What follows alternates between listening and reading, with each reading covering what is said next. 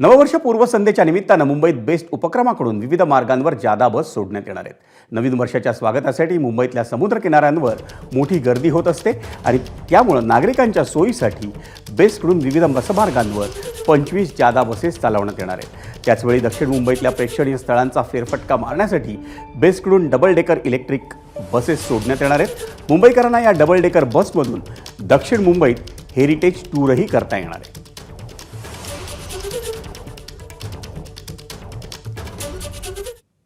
आपण पाहूयात नववर्षासाठी बसचा बेस्ट प्लॅन काय आहे.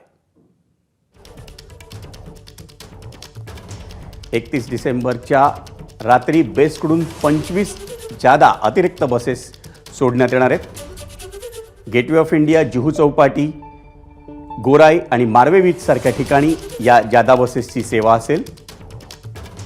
बेस्टकडून खास हेरिटेज टूरसाठी डबल डेकर इलेक्ट्रिक बसची सुविधा आहे. सकाळी 10 ते मध्यरात्री 3 वाजेपर्यंत हेरिटेज टूरसाठी विशेष बस सोडण्यात येतील.